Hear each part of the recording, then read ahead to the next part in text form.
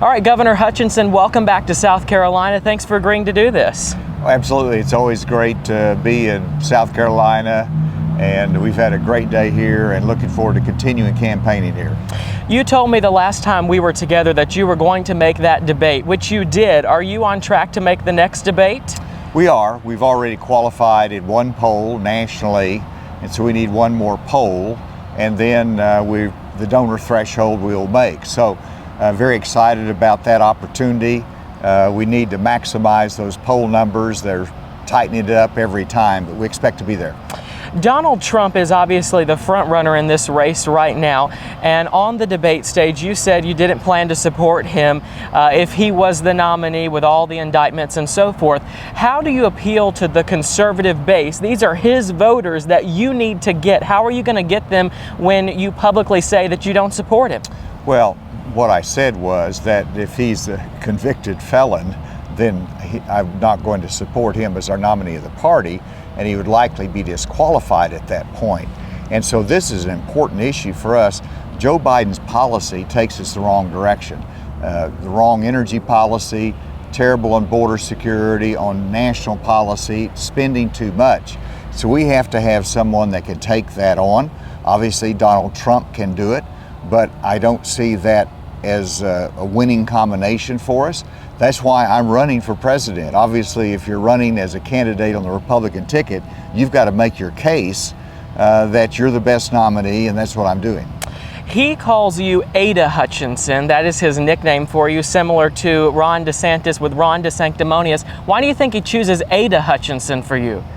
Well, I think he's trying to intimidate me, and it's an odd selection on his part, but he does a lot of odd things. But he needs to understand that I'm not going to be intimidated. I had to negotiate the surrender of an armed terrorist group back when I was a federal prosecutor. I've been the victim of an assassination plot. Thank goodness it was unsuccessful. So I've been attempted to discourage, and I'm not going to be intimidated. And so we're in this to last, and hopefully he sees me as a threat, but surely not. He's way high on the polls and I'm down here, but maybe he's just having fun. But we're going to continue to pursue the message that the American people expect from the next nominee. How do you get up in those polls? You mentioned that you're waiting on some more to qualify for the next debate. How do you get a little bit higher and gain momentum?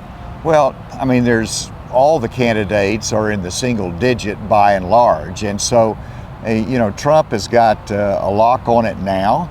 So before anything changes, his numbers have to decrease, and the people have to say, we can't win with that. We need a different nominee of the party.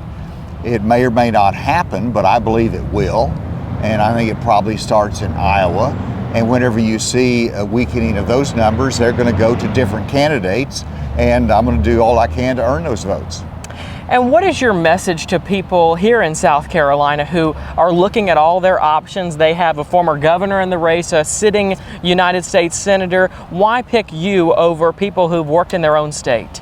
Well, I mean, first of all, I have high respect for Senator Scott and former Governor Nikki Haley. And so I recognize that South Carolina has some real loyalties, just like I hope that that's the case in Arkansas for me. So I respect that, but there's also going to be those that are going to choose a different alternative, and I want to be able to be in the mix on it. Being a graduate of Bob Jones University, having met my wife of 50 years right here in South Carolina, I have some roots here. I love the people of South Carolina, and we don't know how this is going to shake out as to whether both of those candidates or who's going to drop out between now and the South Carolina primary. And so I'm in this for the long haul. You've got Super Tuesday coming up, and as being from the South, I want to make sure that I am known in South Carolina and can compete here. If you are not successful with this, do you plan to endorse one of the other candidates? And what happens if it becomes Trump who's the nominee? Well, we'll see. We'll see. But my message now is that I'm a consistent conservative, and that's what people want. As governor, I lowered taxes, I balanced the budget, created a surplus. I was a consistent conservative, protecting the border whenever I had that responsibility. The next thing they want is courage. And I've demonstrated courage in my life taking on the establishment in Arkansas, and I'll fight the establishment in Washington, fighting a little bit of the establishment in the Republican Party. And so that's how I win, and that's how I continue this path that I think is very important. All right, hope to see you at the next debate. Thanks for stopping in South Carolina. Thank you. Appreciate it. Thank you.